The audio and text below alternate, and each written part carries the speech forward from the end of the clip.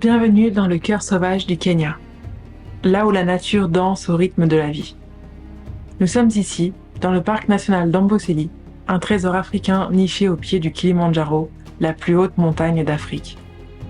Amboseli, c'est un royaume d'une beauté sans pareille, qui abrite une diversité incroyable d'espèces animales.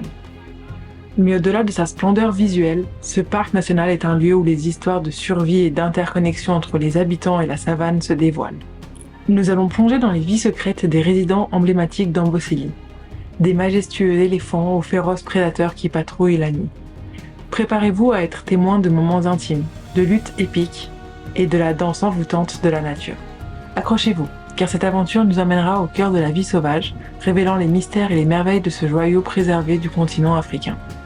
Bienvenue dans le monde sauvage d'Amboseli, où chaque battement de cœur compte dans la grande symphonie de la nature. Notre aventure au Kenya n'est pas terminée. Après le Masai Mara, on a repris la route. On en a eu pour 8 heures de route.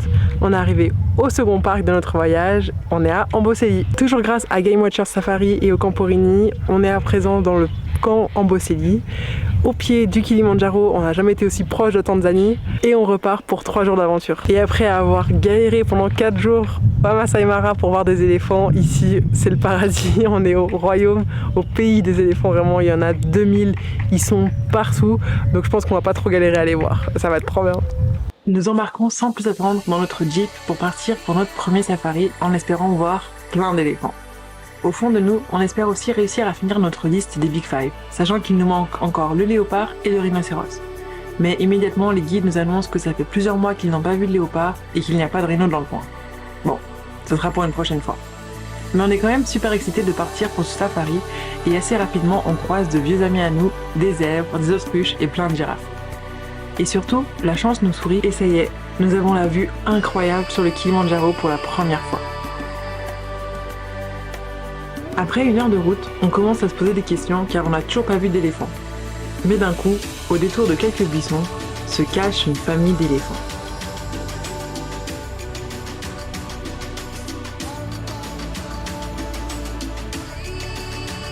Ici, dans les vastes étendues de la réserve, les éléphants forment des liens familiaux très forts. Des petits éléphantos, sous la protection aimante de leur mère, apprennent les secrets de la survie dans ce monde sauvage.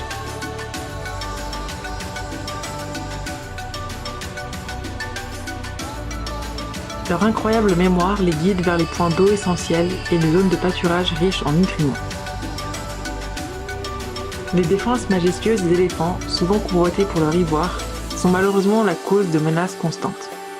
La chasse illégale et la perte d'habitat menacent la survie de ces créatures emblématiques.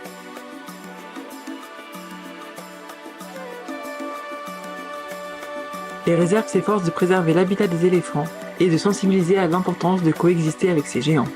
D'ailleurs, la zone d'Amboseli a été fortement préservée du braconnage grâce à la population Maasai qui s'est efforcée, corps et âme, de protéger les éléphants. Il est de notre responsabilité commune de préserver cet héritage naturel où les générations futures pourront également être émerveillées par la beauté des éléphants d'Afrique. On vient d'arriver à notre camp, donc on est toujours avec Porini. Si vous n'avez pas vu la vidéo au Masai Mara, je vous invite tout de suite à aller la voir. On va vous la mettre quelque part. Parce qu'on a déjà voyagé avec Porini à Masai Mara. Et là, on est arrivé donc à Amboseli, au camp Porini Amboseli. Et on est dans la réserve, plus particulièrement de Selankai. Et Porini sont les seuls à avoir un camp dans cette réserve. Et d'ailleurs, aujourd'hui, on est même les seuls dans le camp. Donc en fait, on a toute la réserve pour nous tout seuls. On va être le seul véhicule, on est les seuls clients. C'est pas mal, on a vraiment une impression d'être très exclusif, on a un peu des VIP comme ça. Et donc là je vais vous montrer notre tente parce qu'on a une tente de fou. Franchement la tente est plus grande que mon appartement. C'est immense, c'est super beau, il y a tout ce qu'il faut. C'est à la fois en plein milieu du bush de la nature et à la fois, vraiment il y a tout ce qu'il faut quoi. Je vous montre ça tout de suite. Le salon. Voilà, un petit salon hyper sympa et en fait des deux côtés c'est symétrique. On a une chambre. On va aller voir une. Hop, première chambre avec une occupation de 3 lits. Avec la vue, franchement, vous imaginez vous réveillez avec cette vue le matin. Sérieux, c'est trop beau. Bon, il paraît qu'il y a des lions qui viennent se balader des fois la nuit, hein, donc on fera attention. Je vous emmène dans la salle de bain. Voilà, petite salle de bain, tout ce qu'il faut. Toilette, douche. Alors c'est comme au premier camp à Masai Mara. Il faut qu'on prévienne si on veut prendre une douche, hein. C'est pas à la volonté. On a le droit à un seau de 25 litres pour 2 par jour. Donc voilà. Pour ce deuxième jour, nous quittons la réserve pour nous rendre au parc national d'Amboseli, le paradis des éléphants. Une fois de plus, le ciel est couvert, mais à peine nous prenons la route et sortons du bush qu'il se dégage, découvrant le toit de l'Afrique, le Kilimandjaro. Nous nous estimons chanceux car de nombreuses personnes se déplacent jusqu'à Amboseli pour voir le Kilimandjaro, mais n'arrivent pas à l'apercevoir. À peine nous passons les frontières du parc national que nous tombons sur des dizaines d'éléphants, parfaitement dans l'axe de la montagne. On avait cette image en tête comme le vrai cliché d'Amboseli, et là, ça arrive réellement.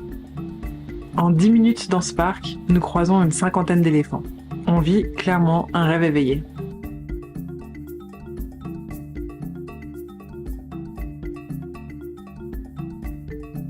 Évidemment, il n'y a pas que des éléphants dans le parc national d'Amboseli.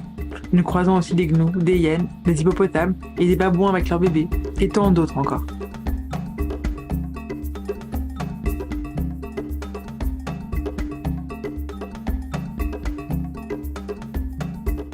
Après une pause déjeuner avec vue sur le Kilimandjaro, on reprend la route à la recherche d'un lion, que l'on ne trouvera pas, mais nous tombons sur d'autres animaux, comme l'animal préféré de Karim, le phacochère, mais aussi des autruches, un gerenuk qui est une gazelle capable de se mettre sur ses jambes arrière pour manger, et le clou du spectacle, sur 2 impalas en plein combat acharné pour gagner le harem.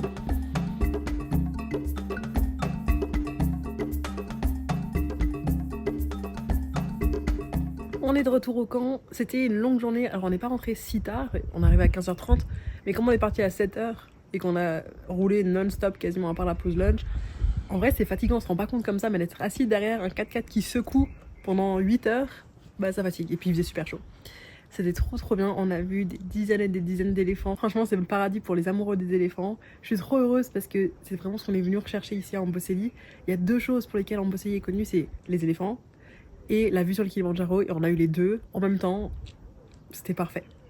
On a principalement vu du coup des éléphants, quelques zèbres, quelques hyènes, des antilopes, beaucoup de zèbres en vrai, des antilopes, beaucoup d'oiseaux différents, c'était super chouette. Même si on n'est pas des grands amateurs d'ornithologie, on a quand même apprécié.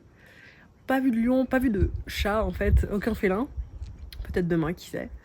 Ce en quoi Amboseli diffère énormément des réserves privées, du coup, c'est de 1, pas le droit de sortir des routes qui sont délimitées, donc pas le droit de faire du off-road comme ils disent. Du coup, les routes sont en bien meilleur état parce qu'elles sont vraiment tassées au bulldozer, donc c'est pour ça que c'est faisable tout seul. D'après nous, on a vu personne le faire, mais on avait vu que c'était possible, et franchement ça a l'air vraiment simple à faire. Deuxième chose, on a vu beaucoup plus de monde que dans les réserves privées forcément, puisque c'est un parc national, mais ça restait encore correct, franchement, c'était pas non plus déconnant, on a dû voir une dizaine de véhicules, et les animaux sont beaucoup plus habitués à la présence de ces voitures, franchement ils bougent pas, alors que dans les réserves privées, ils démarrent vachement plus vite, il faut être au taquet pour prendre des photos parce qu'ils ont un peu plus peur des véhicules. Là, rien à faire. Pour la dernière matinée de safari, nous sommes toujours à la recherche de léopards et de guépards, mais encore une fois, nous ne serons pas chanceux ce matin-là. À la place, nous nous ferons charger par un éléphant mécontent de notre présence et qui aurait préféré rester tranquille au bord du point d'eau. C'est un bon rappel que nous sommes juste des visiteurs au milieu de la vie sauvage et qu'il faut rester vigilant en tout temps. On a bien failli rester coincé juste ici, mais notre chauffeur a réussi à nous amener jusqu'au bout. Il y a une Pride, le Divio, qui m'envoie vite. Ils sont super proches, c'est trop beau. Juste là.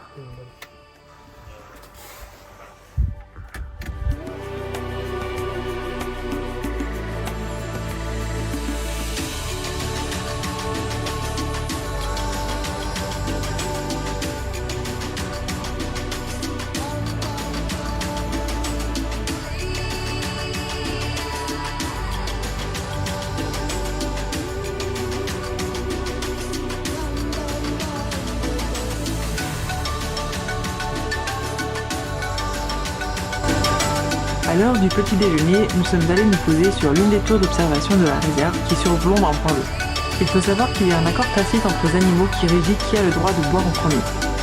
Les éléphants et les félins ont la priorité, puis c'est un peu la loi du plus gros et ou du plus dangereux. À tour de rôle, nous y verrons un éléphant, des zèbres et des phacochères pour le plus grand bonheur de Karim.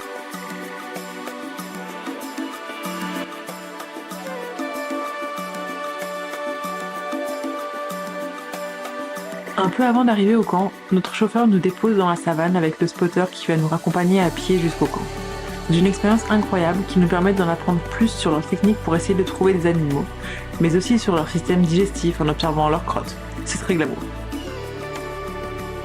Il y a une attraction au Kenya, surtout dans le sud, qui est assez populaire pour les touristes, c'est d'aller visiter un village Maasai. On ne l'a pas fait jusqu'à présent, en fait on a attendu d'être ici parce que de ce qu'on a entendu et de ce qu'on a pu rechercher, c'est vraiment l'expérience la plus authentique qu'on va pouvoir avoir. Donc on verra, on va vous montrer tout ça. Et surtout, en fait c'est un village dans lequel il n'y a personne qui sera là pour vous harceler, entre guillemets, à vous vendre des choses. En fait, dans ce camp, Porini met à disposition une petite hutte pour eux et ils vendent tous leurs bracelets, les bijoux en fait que les femmes font au village. Donc nous on va aller faire un petit tour dans le shop déjà pour voir si on trouve une petite chose à acheter. Et ensuite on va au village.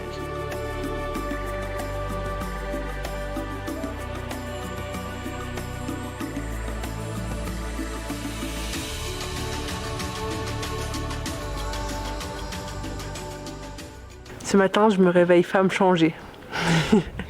Hier soir, Karim a fait la plus belle des surprises. On était au coucher de soleil, à une petite tour d'observation. On avait la vue sur le Kilimandjaro et sur la horde d'éléphants qui sont venus s'abreuver. Et maintenant j'ai une bague. Voilà!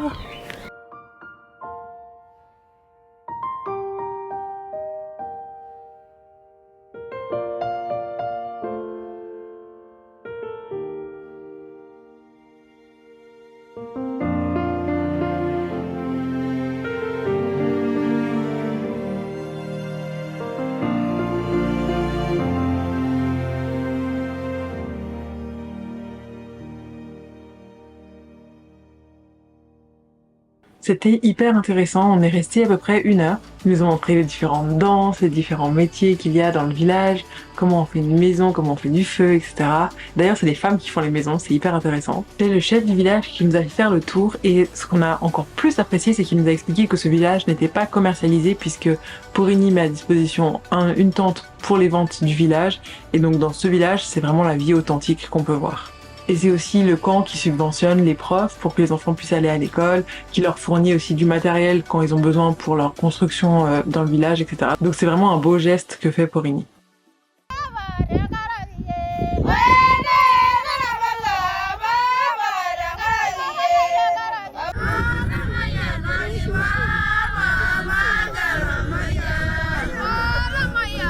Pour notre dernier soir, nous retournons sur la plateforme où Karim m'a fait sa demande. Sauf que ce soir, c'est bien moins calme que la veille.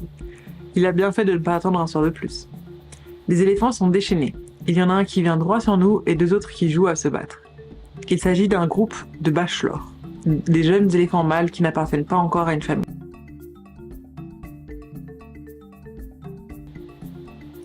Les coups qu'ils se donnent sont violents, mais quel bonheur de les voir encore une fois dans ce milieu naturel.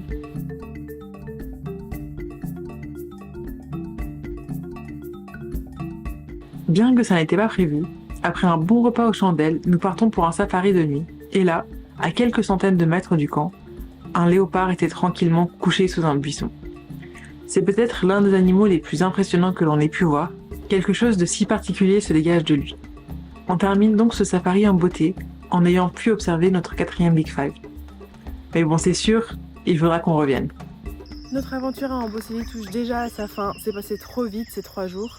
En tout cas, on espère que vous avez apprécié découvrir ce parc avec nous, les camps Porini aussi. On les remercie infiniment pour nous avoir invités à découvrir ces endroits, c'était incroyable. N'hésitez pas à vous abonner, à laisser un petit commentaire, un pouce en l'air, et on se retrouve dans la prochaine vidéo. À bientôt!